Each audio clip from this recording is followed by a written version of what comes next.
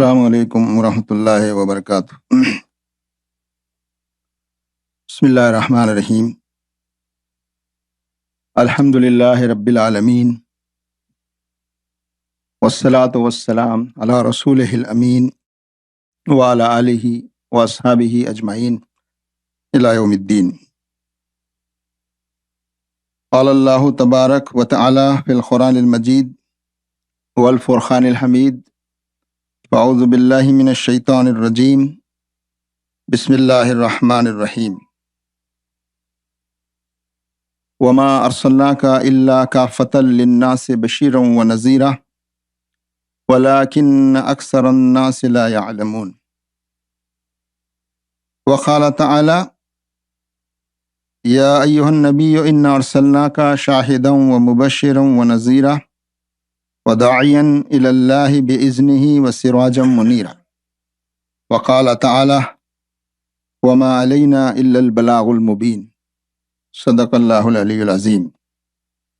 حمد و ثنا، بڑائی و کبریائی اللہ رب العالمین ہی کے لیے ہے۔ درود و سلام تمام انبیاء کرام پر، خصوصاً آخری نبی حضرت محمد مصطفیٰ صلی اللہ علیہ وسلم۔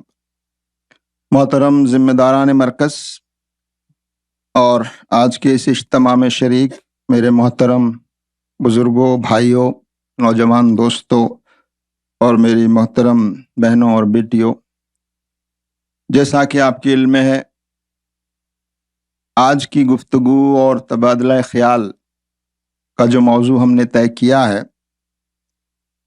وہ کوئی نیا موضوع نہیں ہے، لیکن بہت اہم موضوع ہے۔ اس موضوع پر پہلے بھی گفتگو ہوتی رہی ہے، لیکن یہ موضوع اتنا اہم ہے کہ اس پر بار بار گفتگو ہونا ضروری ہے۔ موضوع ہے ملک کے موجودہ حالات اور ہماری داعیانہ ذمہ داریاں۔ موضوع کے دو حصے ہیں۔ ایک حصہ حالات سے متعلق ہے، ان حالات کو ہم کس نظر سے دیکھیں، کیسے دیکھیں، اور ہمیں اپنی داعیانہ ذمہ داریوں کو ادا کرنے میں یہ حالات کہاں رکاوٹ بن رہے ہیں، کیا رکاوٹیں ہیں، کیا دشواریاں ہیں، کیا پریشانیاں ہیں۔ اور دوسرا پہلو یہ بھی ہے کہ ان حالات میں کیا ایسے مثبت اور پازیٹیو پہلو بھی ہیں جو ہمیں اپنی داعیانہ ذمہ داریوں کو ادا کرنے میں معاون اور مددگار ثابت ہوں۔ تو اس پہلو پر بھی ہمیں غور کرنا ہے۔ حالات کی سنگینی، حالات کی خرابی اور مسلسل پریشانی اور آزمائشیں یقیناً یہ ہمارے سامنے ہے، لیکن ان حالات کو ہم کس طرح دیکھیں اور پھر اس کی روشنی میں ہم اپنی داعیانہ ذمہ داریوں کو کیسے ادا کریں۔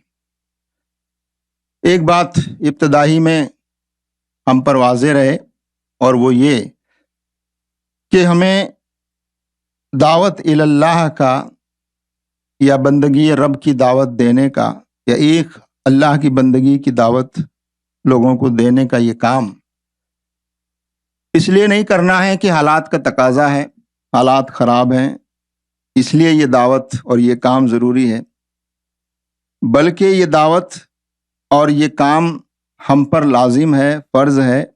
اللہ تعالیٰ کی طرف سے ہم کو یہ ذمہ داری دی گئی ہے، ہم کو اس منصب پر فائز کیا گیا ہے۔ تو حالات کی وجہ سے یہ دعوت نہیں ہے اور نہ دعوت بدلتی ہے، بلکہ حالات میں یہ دیکھنا ہوتا ہے کہ ان حالات میں ہماری ان ذمہ داریوں کو ادا کرنے کی حکمت عملی کیا ہو، اسٹریٹجی کیا ہو۔ تو حالات سے اسٹریٹجی بدلتی ہے، دعوت نہیں بدلتی، بنیادی مقصد نہیں بدلتا، طریقے بدل سکتے ہیں، ترجیحات بدل سکتی ہیں، کون سی چیزیں اختیار کرنا زیادہ مناسب ہے، کن چیزوں سے احتیاط کرنا یا بچنا حکمت کا تقاضا ہے۔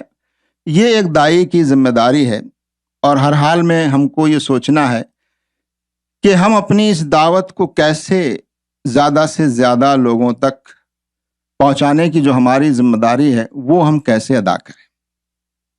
موضوع پر آگے بڑھنے سے قبل یہ بات بھی ہمارے ذہنوں میں تازہ ہو جائے کہ ہماری اصل حیثیت کیا ہے، ہمارا مقام کیا ہے، ہماری زندگی کا مقصد کیا ہے۔ ہم سب جانتے ہیں، ہم مسلمان ہیں، مسلم ہیں۔ اللہ کی زمین پر ہم اللہ کے خلیفہ ہیں اور اس کی عائد کردہ ذمہ داریوں کو ادا کرنے کے لیے یہاں موجود ہیں۔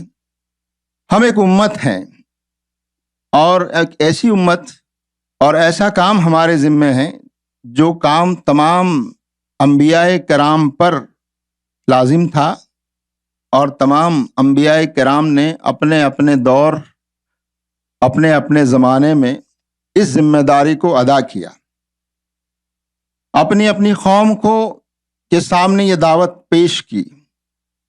تو ہماری حیثیت ایک امت کی حیثیت ہے۔ ہم ایک امت ہیں، امت مسلمہ ہیں، اور ہمارا مقصد زندگی اور ہماری ذمہ داریاں خود اللہ تعالیٰ نے طے کر دی ہیں۔ تمام انبیاء کرام نے اپنے اپنے زمانے میں جو کام انجام دیے، جو جس دعوت کو جس طرح سے پیش کیا، اور آخری نبی حضرت محمد مصطفیٰ صلی اللہ علیہ وسلم نے اپنے زمانے میں لوگوں کے سامنے اس دعوت کو پیش کیا اور ایک امت برپا کی۔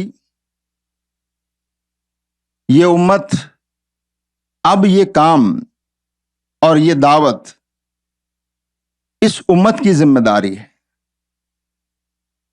آخری نبی صلی اللہ علیہ وسلم مبعوث ہو چکے، کتاب آ چکی، اب کوئی کتاب نہیں آئے گی، اب کوئی نبی نہیں آئے گا، بات واضح ہو چکی، دین مکمل ہو چکا۔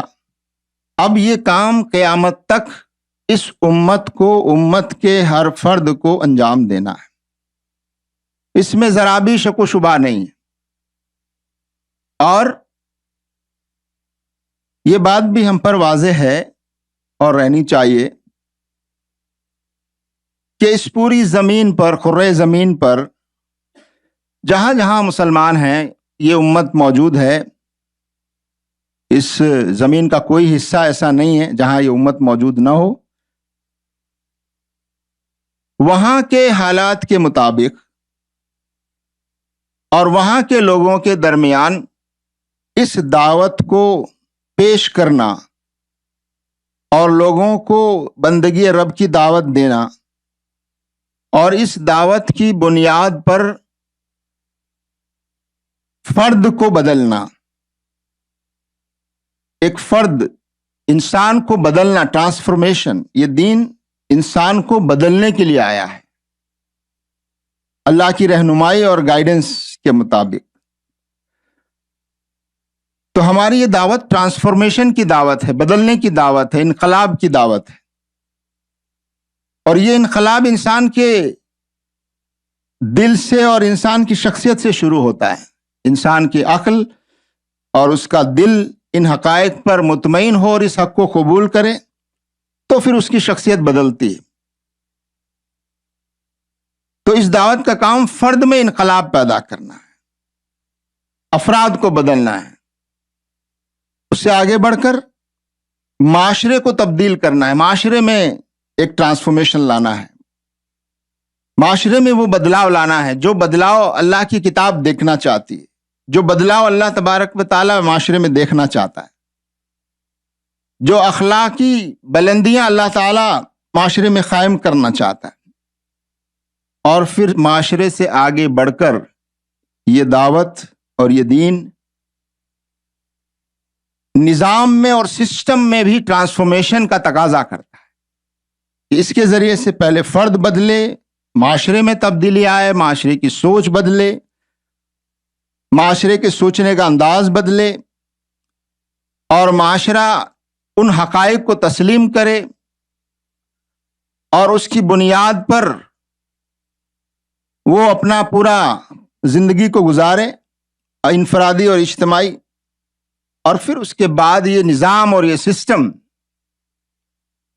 اس کی بنیاد بھی یہی دعوت ہو، اس کی بنیاد بھی اللہ تعالیٰ کی ہدایت ہو۔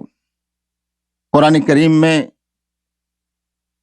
سورہ حدید میں آیت نمبر 25 میں یہ بات فرمائی گئی، لقد ارسلنا رسلنا بالبینات وانزلنا معهم الکتاب والمیزان لیقوم الناس بالقسط۔ در حقیقت اللہ تعالیٰ فرماتا ہے ہم نے اپنے رسولوں کو بھیجا واضح نشانیوں کے ساتھ، اور ہم نے ان کے ساتھ کتابیں نازل کی، وانزلنا معهم الکتاب والمیزان، اور ہم نے ان کو میزان عطا کیا، اور پھر مقصد بتایا لیقوم الناس بالقسط، تاکہ انسانی سماج میں انصاف قائم ہو، جسٹس قائم ہو، عدل کا قیام، جسٹس کا قیام، انصاف کا قیام، اور دوسرے الفاظ میں کہیں ناانصافی کا خاتمہ، ظلم کا خاتمہ، تشدد کا خاتمہ، امن کا قیام۔ یہ مقصد ہے دین کے قیام کا۔ اللہ تعالیٰ نے دین کی اقامت کو، اللہ کے دین کو قائم کرنے کو فرض اس لیے قرار دیا، اور تمام انبیاء کرام نے اس ذمہ داری کو ادا کیا، لیقوم الناس بالقسط، تاکہ انسانی سماج میں انصاف قائم ہو، انسانی سماج سے ظلم کا خاتمہ ہو، انسانی سماج سے منکرات مٹ جائے، انسانی سماج میں خیر اور بھلائی پنپنے لگے، انسانی سماج اخلاقی لحاظ سے بلند ہو۔ یہ مقصد ہے انبیاء کرام کی آمد کا، کتابوں کے نزول کا، اور امت کے برپا کیے جانے کا۔ ظاہر ہے یہی مقصد اس امت کا ہے جس کے ہم اور آپ افراد ہیں، اور اس پر ہمیں اللہ تعالیٰ کا شکر ادا کرنا چاہیے اور کرتے رہنا چاہیے کہ اللہ تعالیٰ نے ہم کو اس امت کا حصہ بنایا، ہم کو اللہ تعالیٰ نے اس نعمت سے سرفراز کیا جس سے دنیا کی ایک بڑی آبادی اور ہمارے ملک کی ایک بڑی آبادی جس نعمت سے محروم ہے، اللہ تعالیٰ نے وہ نعمت ہمیں عطا فرمائی، وہ فضل ہم پر فرمایا۔ قرآن کریم میں سورہ حج میں وہ آیتیں آپ بار بار پڑھتے ہیں، هُوَ اجْتَبَاكُمْ وَمَا جَعَلَ عَلَيْكُمْ فِي الدِّينِ مِنْ حَرَجٍ مِلَّةَ أَبِيكُمْ إِبْرَاهِيمَ هُوَ سَمَّاكُمُ الْمُسْلِمِينَ مِنْ قَبْلُ وَفِي هَذَا لِيَكُونَ الرَّسُولُ شَهِيدًا عَلَيْكُمْ وَتَكُونُوا شُهَدَاءَ عَلَى النَّاسِ۔ وہ اللہ ہی ہے جس نے تمہیں اس کام کے لیے چن لیا ہے، اللہ تعالیٰ نے ہم کو منتخب کیا ہے، ہم چنے ہوئے لوگ ہیں، سلیکٹڈ لوگ ہیں، اللہ نے بہت بڑی آبادی میں سے ہم کو منتخب کیا ہے، اور اللہ تعالیٰ نے جو دین ہمیں عطا فرمایا ہے اس میں ہمارے لیے کوئی تنگی نہیں رکھی، آسانی فراہم کی ہے، اور ہمارا نام مسلم رکھا ہوا، سماکم المسلمین من قبل وفی ھذا، یعنی اس سے پہلے جو کتابیں آئی ان میں بھی تم مسلم کہلائے، اور اب اس کتاب آخری کتاب میں بھی تمہارا نام مسلم ہے۔ اور پھر یہ بتایا گیا کہ تمہیں کرنا کیا ہے، تمہاری ذمہ داری کیا ہے۔ اس آخری حصے میں بتا لیکون الرسول شہیدن علیکم، تاکہ رسول تم پر گواہ ہو، رسول ہم پر گواہ ہو۔ کس بات کی گواہی؟ کہ رسول نے یہ پیغام، یہ امانت ہم تک جو کی تو پہنچا دی، اور صرف پیغام نہیں پہنچایا بلکہ ایک نمونہ ہمارے سامنے چھوڑ دیا، ایک ماڈل پیش کر دیا اپنی زندگی کے ذریعے سے۔ تو قولی شہادت بھی دی اللہ کے رسول صلی اللہ علیہ وسلم نے، اور عملی شہادت بھی، ایک نمونہ پیش کیا۔ وَتَكُونُوا شُهَدَاءَ عَلَى النَّاسِ، اور تم لوگوں پر گواہ رہو، تم لوگوں پر گواہ بنائے۔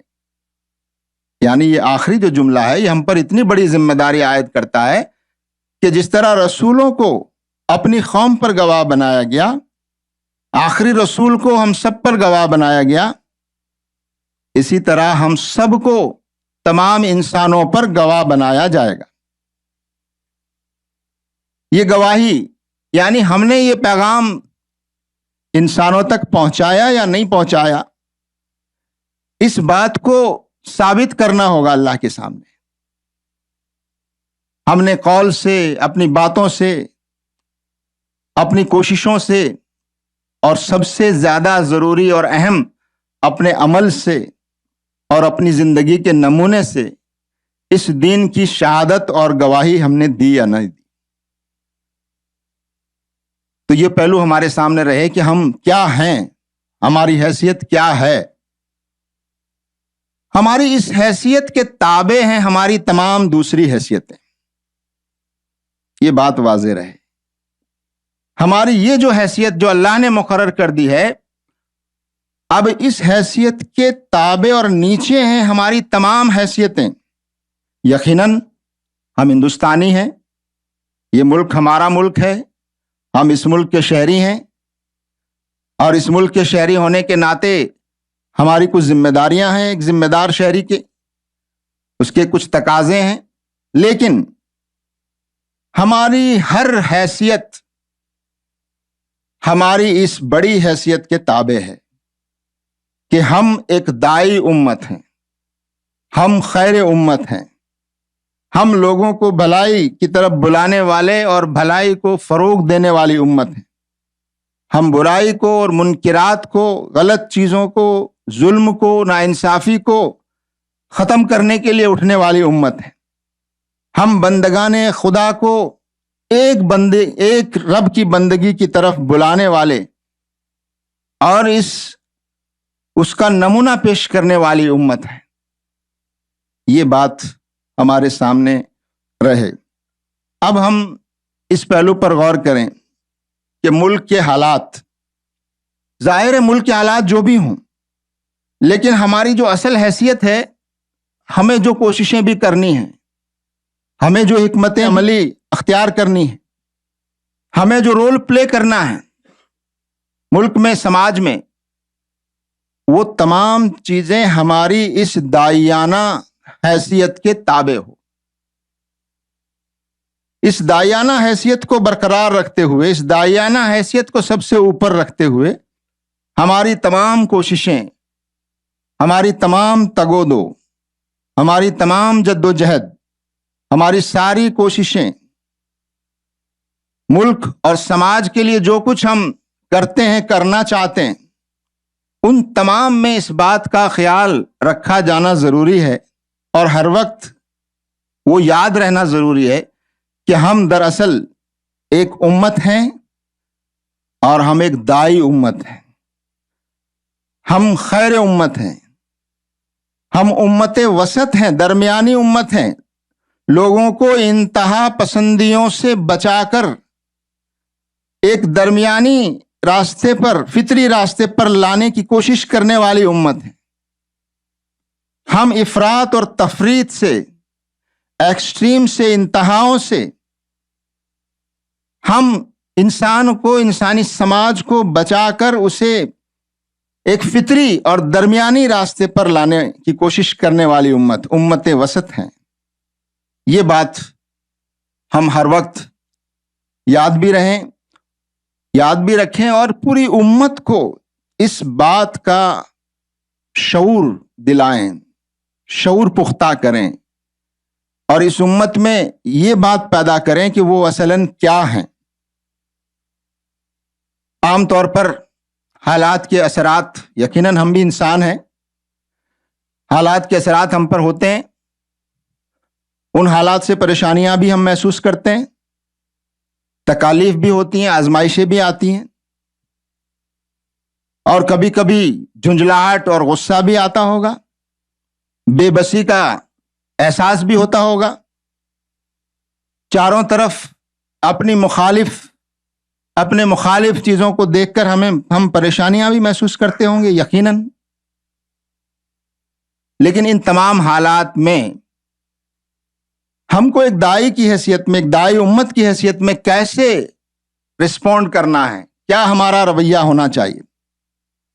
عام طور پر ہمارے اوپر حالات کا اثر اتنا زیادہ ہو جاتا ہے، حالات کی جو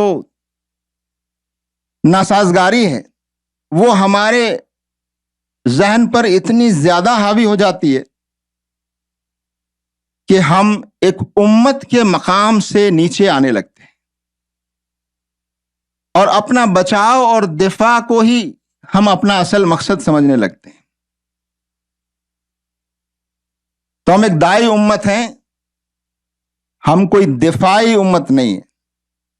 صرف دفاع کرنا، اپنے آپ کو بچانا اور اپنے ڈیفنس کے لیے اپنی قوت کو بڑھانے کے لیے کوشش کرنا، یقیناً یہ سب باتیں اہم ہیں۔ ہمیں دین کو، اپنی دینی پہچان کو اور ہمارے جو اختیارات ہیں ان کو، اور ہمارے لیے جو ہمارے دستور میں اور ملک کے دستور میں جو اختیارات دیے گئے ان سب کی حفاظت کرنا، یہ ہماری ذمہ داری ہے۔ جو حق بحیثیت مسلمان کے ہمارا اس ملک میں بنتا ہے، اس حق کو حاصل کرنے کی کوشش کرنا یہ ہماری ذمہ داری ہے۔ لیکن جیسا کہ میں نے شروع میں عرض کیا، ہماری اصل حیثیت ایک داعی کی ہے، ہمارا اصل مقام ایک داعیانہ امت کا ہے۔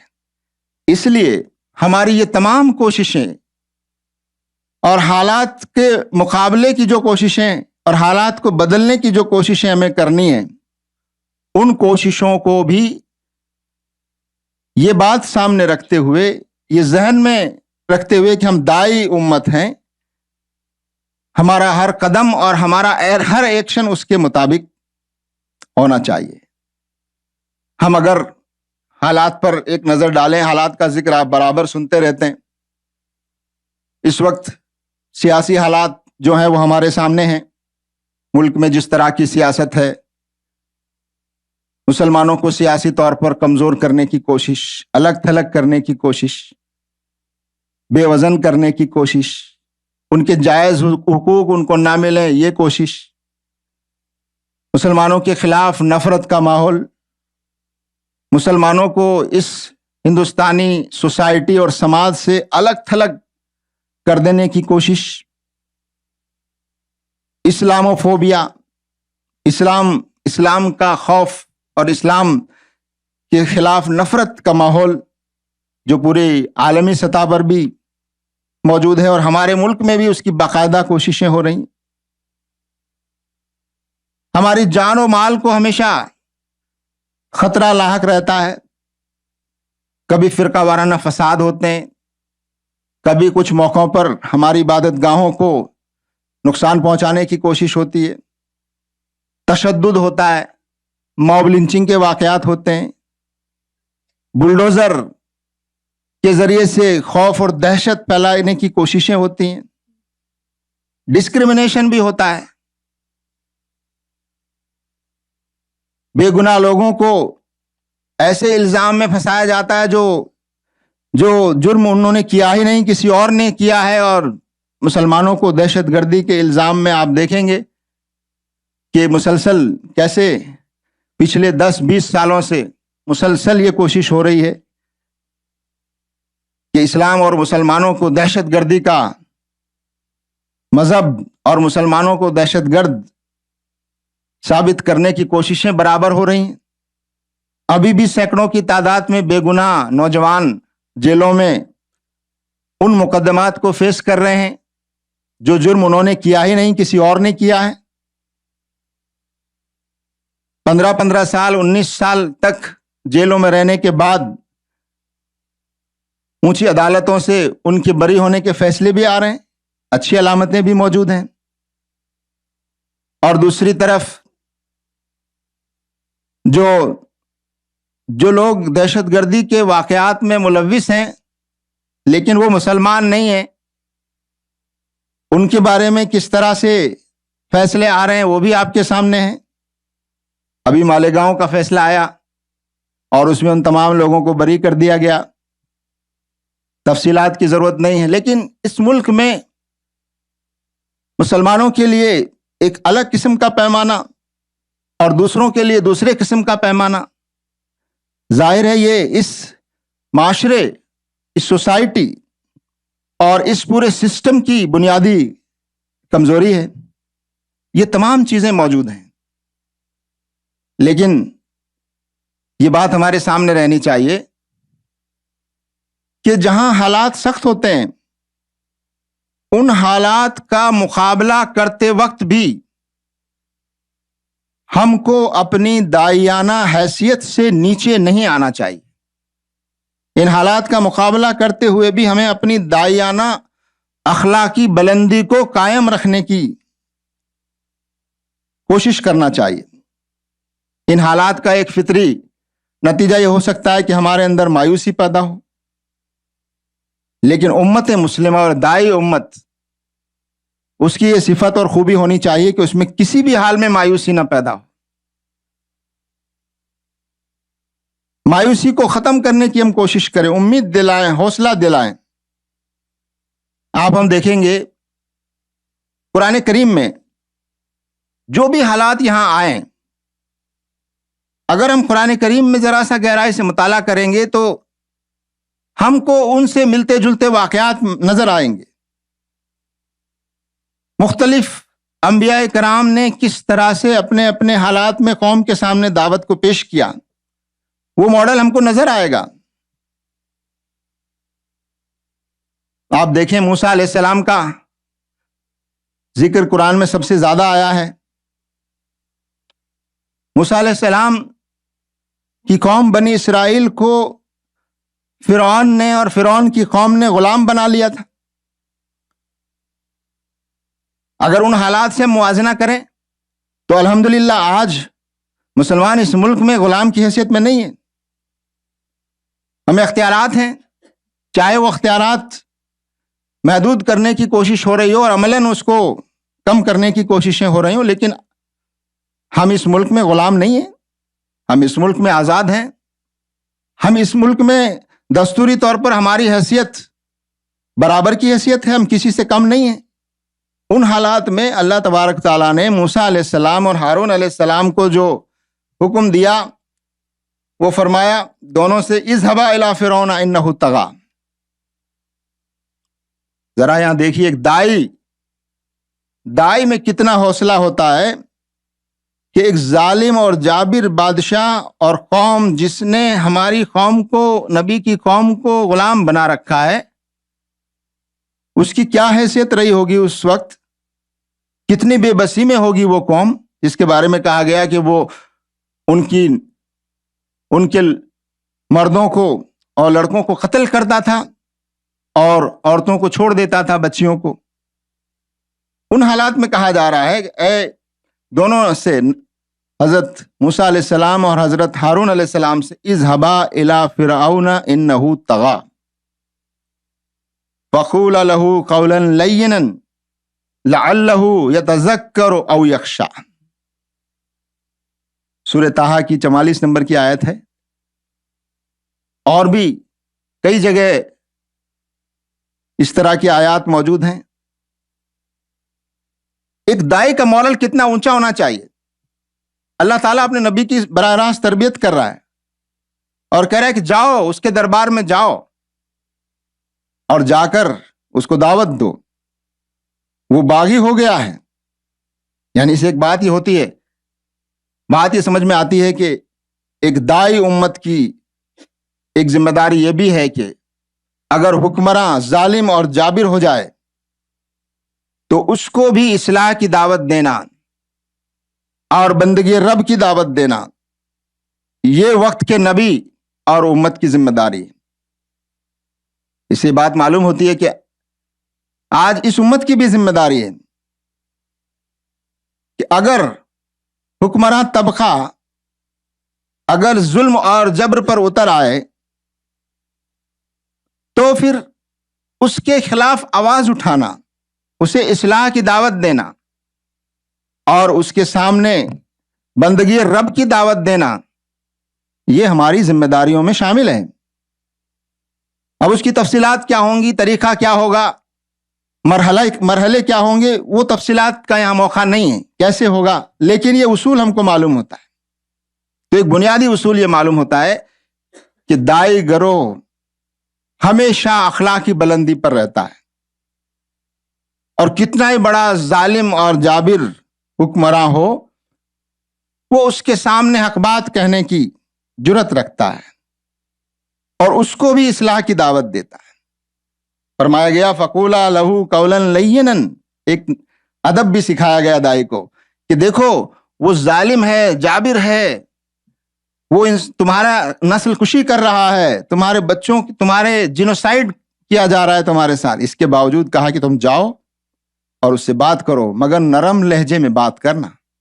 دیکھیے یہ وہ اخلاقی بلندی ہے جس کی نصیحت کی جا رہی ہے، اور وہ حکمت ہے جو سکھائی جا رہی ہے اللہ تعالیٰ کی طرف سے نبی کو، کہ ظالم اور جابر بادشاہ کے سامنے جا کر اس کی ایگو کو ہرٹ نہ کرنا، بلکہ اس کے سامنے حق پیش کرنا اور دعوت پیش کرنا، اور نرمی کے ساتھ دعوت پیش کرنا، قول لینا، کہیں ایسا نہ ہو کہ وہ اس کی ایگو ہرٹ ہو اور وہ اندھا ہو جائے اور وہ تمہاری بات کو رد کر دے۔ لعلہ یتذکر، ہو سکتا ہے کہ وہ نصیحت قبول کر لے، او یخشا، یا وہ برے انجام سے ڈر جائے۔ اللہ تعالیٰ نے یہ بات فرما کر ہمارے سامنے بھی ایک نمونہ کہ بادشاہ یا حاکم، آج تو بادشاہ نہیں، حاکم اگر کتنا ہی ظالم و جابر ہو، اس کو اصلاح کی دعوت دینا، اس کے غلطیوں اور اس کی غلط رویے کی طرف توجہ دلانا اور اسے خدا کا خوف دلانا، لیکن ادب کے ساتھ، طریقے کے ساتھ، ایسے طریقے سے جس سے وہ آپ کی دعوت کو غور سے سن سکے، ایسا ماحول پیدا کرنے کی کوشش۔ تو اس سے ہم کو ایک بات یہ ملتی ہے۔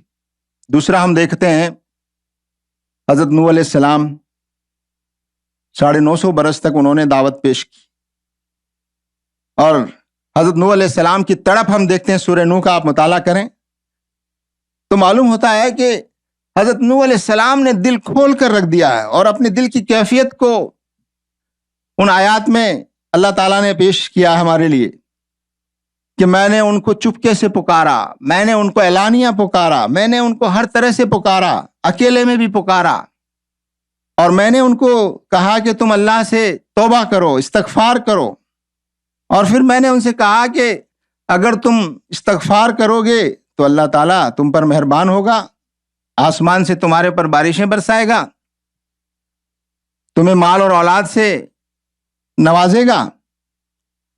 تو ایک نبی کی دعوت میں دیکھیے آپ کیسا درد ہے، تڑپ ہے، اور پھر یہ بھی ہے کہ وہ دنیا میں بھی تمہیں اس کا صلہ دے گا۔ اپنی قوم کو 950 برس تک سمجھاتے رہے، بہت کم لوگ ایمان لائے، لیکن نبی مایوس نہیں ہوا۔ حضرت ابراہیم علیہ السلام نے کس طرح سے اپنی قوم کے سامنے دلائل کے ساتھ سوالات کر کے کہ تم جن چیزوں کی پوجا کر رہے ہو ان کی کیا حیثیت ہے، کیا حقیقت ہے، تو وہ دلائل اور وہ ریشنل ہم کو ملتا ہے حضرت ابراہیم علیہ السلام کہ کیسے انہوں نے اپنے خاندان کے لوگوں کو اور اس وقت اس قوم کو کیسے انہوں نے اس دعوت کو پیش کیا۔ ہمارے سامنے یونس علیہ السلام کا بھی واقعہ ملتا ہے، جس میں یونس علیہ السلام نے اپنی قوم کو دعوت پیش کی اور وہ ان قوم سے مایوس ہو گئے، اور مایوس ہو کر اللہ کا فیصلہ آنے سے پہلے ہجرت کر گئے، اس قوم کو چھوڑ کر چلے گئے۔ تو اللہ تبارک و تعالیٰ نے کیسے گرفت فرمائی؟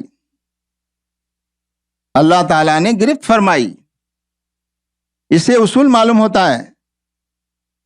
آج بھی بہت سے لوگ ہمارے یہاں کبھی کبھی آتے ہیں، سوال کرتے ہیں، اس ملک میں ہمارے لیے رہنے کے لائق حالات نہیں رہے، ہماری قوم کا، ہماری نئی نسلوں کا مستقبل اس ملک میں کیا ہو سکتا ہے؟ جو خوشحال لوگ ہیں، پڑھے لکھے لوگ ہیں، پیسے والے لوگ ہیں، کبھی کبھی آ کر یہ تجویز رکھتے ہیں ہم فلاں ملک میں چلے جائیں، اور جا بھی رہے ہیں بہت سے لوگ۔ کوئی ٹرکی کی طرف رخ کر رہا ہے، کوئی کہیں جا رہا ہے، کوئی دوسرے ملکوں میں جانے کی سوچ رہا ہے۔ یہ داعیانہ ذمہ داریوں سے فرار اختیار کرنا ہے۔ اللہ تعالیٰ نے آپ کو، ہم کو یہاں مبعوث کیا ہے، اللہ تعالیٰ نے ہم کو یہاں پیدا کیا ہے، یہاں کے حالات کی اصلاح کرنا، یہاں کے حالات میں تبدیلی لانے کی کوشش کرنا، یہ ہماری بنیادی ذمہ داری ہے۔ تو یونس علیہ السلام کی مثال سے ہم کو بات معلوم ہوتی ہے کہ یقیناً ہجرت کی اجازت ہے، مگر وہ اس وقت ہے جب حالات اتنے خراب ہو جائیں کہ دین پر عمل کرنا ناممکن ہو جائے، اصلاح کی ساری امیدیں ختم ہو جائیں۔ لیکن الحمدللہ ابھی ایسے حالات نہیں ہیں، حالات خراب ضرور ہیں، لیکن ابھی بھی اس ملک میں اصلاح کی اور دعوت کو پیش کرنے کی یقیناً امکانات موجود ہیں۔ اور ان موجودہ حالات نے اسلام اور مسلمانوں کے بارے میں جو سوال پیدا کیے اور مسلمانوں پر ہونے والی ظلم اور زیادتیاں جو برابر بڑھ رہی ہیں، جو اچھے انسان ہیں، اچھے لوگ ہیں، انصاف پسند لوگ ہیں، ان کے دلوں میں اسلام اور مسلمانوں کے لیے ہمدردی پیدا کی، اور بہت سے لوگ کھل کر اب یہ سوال کرنے لگے ہیں اس ظلم کے خلاف، اور اسلام کے بارے میں، اسلامی تعلیمات کے بارے میں ایک بحث کا ماحول پیدا ہوا ہے۔ جو پروپیگنڈا، اسلاموفوبیا، اسلام کے خلاف غلط پروپیگنڈا جس طرح سے ہو رہا ہے، اس کا ایک پازیٹو پہلو یہ ہے کہ اس کی وجہ سے اسلام پر بحث شروع ہوئی ہے، اسلام زیر بحث آیا ہے۔ اب آپ کو دعوت پیش کرنے کے لیے موقع تلاش کرنے کی ضرورت نہیں ہے، بلکہ آپ جہاں بھی جائیں گے آپ کو ایک سوال آپ کا سامنا کرے گا، اور اس کی روشنی میں آپ کے سامنے موقع ہوگا، ہمارے سامنے موقع ہوگا کہ ہم دعوت پیش کریں۔ اور وہ دعوت، جیسا کہ میں نے عرض کیا، ہماری یہ دعوت اور دعوت کا یہ کام الگ سے کوئی کام نہیں ہے۔ کبھی کبھی ہمارے لوگ اس غلط فہمی کا شکار ہوتے ہیں کہ دعوت کا کام الگ سے کوئی کام ہے۔ نہیں، ہماری زندگی ایسی ہونی چاہیے کہ وہ دعوت بن جائے۔ ہمارا ہر عمل، ہمارا ہر ایکشن، ہمارا رویہ، ہمارے معاملات، آفس میں ہمارا رویہ، ہمارا کاروبار میں رویہ، گھر میں ہمارا رویہ، محلے میں ہمارا رویہ، کوئی منصب اور حکومت میں کوئی ذمہ داری ہے تو وہاں ہمارا رویہ، یہ ہماری دعوت۔ اور حکمت کے ساتھ الفاظ کے ذریعے بھی دعوت کو پہنچانے کا جب موقع ہو تو وہ بھی پہنچایا جائے۔ تو اس دعوت کو الگ سے کوئی کام سمجھنا، اس غلط فہمی کو دور کرنے کی ضرورت ہے۔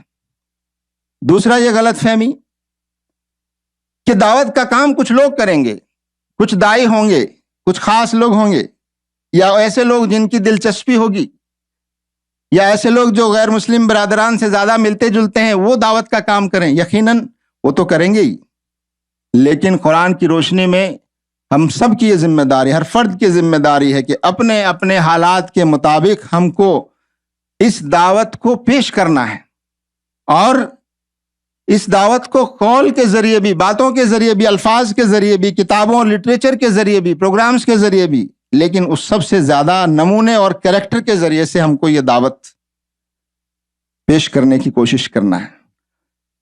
میں اپنی بات کو تکمیل کی طرف لے جاتے ہوئے، ہمارے سامنے ایک داعیانہ مائنڈ سیٹ ہونے کی ضرورت ہے۔ ایک مائنڈ سیٹ ہمارا داعیانہ، یہ بڑی رکاوٹ ہے۔ باہر کی رکاوٹیں تو ہمارے سامنے ہیں، حکومت کی طرف سے، سیاسی لوگوں کی طرف سے، فسطائی اور کمیونل فورسز کی طرف سے جو کچھ ہو رہا ہے وہ رکاوٹیں ہمارے سامنے ہیں۔ مذہب کی تبدیلی کے خلاف جو قانون بنائے جا رہے ہیں اور لوگوں کو جس طرح غلط طریقے سے پھنسایا جا رہا ہے، کئی لوگ اس وجہ سے جیلوں میں ہیں کہ وہ دعوت کا کام کر رہے ہیں، تو یہ سب صورتحال ہمارے سامنے ہے۔ لیکن ان تمام صورتحال کو ہمیں کیسے ٹیکل کرنا ہے، اور ہمارے سامنے یہ بات رہنی چاہیے، ہمارا دعوتی ماڈل کرسچنز کے دعوتی اور مشنری ماڈل کی نقل ہم کو نہیں کرنی چاہیے۔ عام طور پر ہمارے بہت سے لوگ کرسچنز کے دعوتی ماڈل کی نقل کرنے کی کوشش کرتے ہیں۔ ان کے دعوتی ماڈل کا فوکس یہ ہے کہ تعداد بڑھے۔ ہماری دعوت کا فوکس یہ نہیں ہے، تعداد بڑھانا فوکس نہیں ہے، دعوت کو پہنچانا ہمارا فوکس ہے۔ وما علینا الا البلاغ المبین، اے نبی صلی اللہ علیہ وسلم، آپ پر یہ ذمہ داری صرف اتنی ہے کہ تم بات کو پہنچا دو، لوگوں تک بات پہنچا دینا، واضح کر دینا، یہ ہمارا کام ہے۔ اسلام کا دعوت کا ماڈل مسلمانوں کی تعداد میں یا مسلمان جیسے لگنے والے لوگوں کی تعداد میں اضافہ کرنا نہیں ہے، بلکہ یقیناً وہ ہوگا، لوگ حق قبول کریں گے۔ تو دعوت حق کو پیش کرنے میں اور قبول حق یہ لوگوں کی ذمہ داری ہے. دعوت حق ہماری ذمہ داری ہے. قبول حق اس فرد کی ذمہ داری ہے جس تک دعوت پہنچی ہے، اور یہ اس کا اختیار ہے اور یہ اس کی ذمہ داری ہے کہ وہ اس کو اختیار کرے. ہاں، ہم سے جو کچھ مدد ممکن ہے وہ ہم ضرور کریں گے. پریشانی آئے گی تو اس پریشانی میں اس کے ساتھ کھڑے ہوں گے، لیکن یہ بات سامنے رہے کہ یہ سب کرتے ہوئے ہمیں ملک کے قوانین کا بھی ہم کو خیال رکھنا ہوگا. ہمیں ان چیزوں کو یقیناً جو قانون غلط ہیں، جو قانون انصاف کے خلاف ہیں، جو قانون ہماری آزادی کو سلب کرنے والے ہیں، مذہبی آزادی کو سلب کرنے والے ہیں، ایسے قوانین کی مخالفت کی جاتی رہے گی، ایسے قوانین کو بدلنے کی کوششیں ہوتی رہیں گی. لیکن ظاہر ہے قانون کی پابندی ہم کو لازماً کرنی ہے. جو ملک ہمارا ہے، اور قانون چاہے غلط ہو، لیکن بہرحال جب تک وہ قانون ہے تب تک اس کی پابندی کرتے ہوئے ہمیں اس میں راستے نکالنے ہوں گے. تو ایک بات کہ ہمیں کرسچنز کے مشنری جو ماڈل جس کا فوکس تعداد کو بڑھانا ہے، وہ ہمارا مقصد نہیں ہے، بلکہ بات کو پہنچا دینا مقصد ہے، تاکہ ہم اللہ کے سامنے یہ کہہ سکیں کہ ہم نے اپنی بات لوگوں تک پہنچا دی. اب یہ لوگوں کا کام تھا، اور یہ اللہ تعالیٰ جس کو توفیق دے گا اس کو ہدایت ملے گی. تو ایک پہلو یہ ہے. دوسرا دعوت کا ایک ماڈل وہ ہے جو مناظرانہ ماڈل ہے، مناظرے کا ماڈل، جو بہت مقبول بھی ہوا، کچھ لوگ مشہور بھی ہوئے، لیکن وہ مناظرانہ ماڈل اسلام کا صحیح ماڈل نہیں ہے. آپ کسی اور کی عزت نفس کو یا ایگو کو ہرٹ پہنچائیں، اس کی کوشش، یا کسی اور کے مذہب کو نیچا دکھانے کی کوشش کریں، اس کی ضرورت نہیں ہے. اسلام میں، قرآن میں اتنا بہترین انداز ہم کو بتایا گیا ہے، ہر قوم کو کیسے نبی نے دعوت پیش کی ہے اس کا خیال رکھتے ہوئے. تو یہ مناظرانہ جو انداز ہے، لوگوں کو ڈیبیٹ میں ہرا دینے کا انداز، پست کر دینے کا انداز، اور اسلام کو سپیریئر ثابت کرنے کی غیر فطری کوشش، وہ تو اپنے آپ ثابت ہوگا جب آپ اس پر عمل کریں گے، اس کی بات کو پیش کریں گے فطری انداز میں. ایک اور بات جو اس وقت آتی ہے، بہت سے لوگ یہ مشورہ دیتے ہیں کہ ہمیں دلتوں، آدیواسیوں پر زیادہ توجہ کرنی چاہیے. یہ بات صحیح ہے، اس ملک کے ہر فرد تک دعوت پہنچانا ہماری ذمہ داری ہے، لیکن ہم دعوت پہنچانے میں کوئی تفریق نہیں کریں گے. ہماری کتاب اور اللہ کے رسول صلی اللہ علیہ وسلم کا نمونہ ہم کو بتاتا ہے کہ دعوت سب کا حق ہے، سب کو پہنچے گا، سب کو پہنچنا چاہیے. ان کو بھی پہنچنا چاہیے جو غریب ہیں، مظلوم ہیں، جن کے ساتھ ناانصافی ہو رہی ہے، جن کا حق مارا جا رہا ہے، جن کی ڈگنیٹی جو ہے، ہیومن ڈگنیٹی اور انسانی وقار جن کا چھینا جا رہا ہے، ایسے لوگوں کی مدد کرنا، ان کے ساتھ کھڑے ہونا، ان کو انصاف دلانا، یہ ہماری دعوت کا تقاضا ہے. لیکن ہماری دعوت کسی کے لیے خاص نہیں ہے، ہماری دعوت سب کے لیے ہے. رسول اکرم صلی اللہ علیہ وسلم کے پاس جب رسول اکرم صلی اللہ علیہ وسلم بڑے لوگوں کو دعوت پیش کر رہے تھے، اور اس وقت ایک نابینا شخص جب حضور صلی اللہ علیہ وسلم کے پاس آتا ہے اور حضور صلی اللہ علیہ وسلم اس سے بے رخی اختیار کرتے ہیں، تو اللہ تبارک و تعالیٰ فوراً اصلاح فرماتا ہے. اور وہ ہم سب کے لیے نمونہ ہے کہ کوئی شخص کتنا چھوٹا ہو، کتنا کم اہم ہو، معاشرے میں کتنا کمزور ہو، اس کو بھی اہمیت دینا ہے، اس کو بھی دعوت پہنچانا، یہ ہماری ذمہ داری ہے. اور آخری بات میں عرض کرتے ہوئے چلوں، جیسا کہ شروع میں نے عرض کیا، ہمیں مایوس کسی سے نہیں ہونا ہے. جو لوگ آج اسلام کی مخالفت میں پیش ہیں، جو مسلمانوں کے ساتھ ظلم اور زیادتی کا منصوبہ بنا رہے ہیں، جو مسلمانوں کی دینی شناخت کو ختم کرنے کی کوششوں میں لگے ہیں، جو اس ملک کو ایک خاص قسم کا ملک بنانا چاہتے ہیں، یقیناً ان کی کوششوں کو روکنا اور صحیح طریقے سے روکنا ہماری ذمہ داری ہے.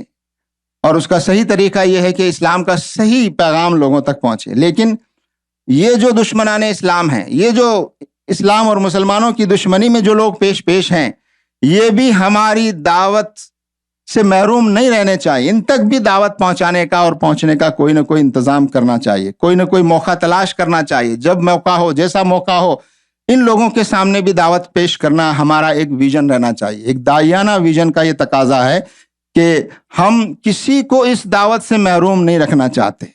جو آج اسلام کی دشمنی میں پیش ہے، ممکن ہے کہ اللہ تعالیٰ اس کو توفیق عطا فرمائے، ممکن ہے کہ وہ اپنا رویہ بدل لے، ممکن ہے کہ وہ باز آ جائے، ممکن ہے کہ وہ اللہ تعالیٰ کا ڈر اور خوف اختیار کرے.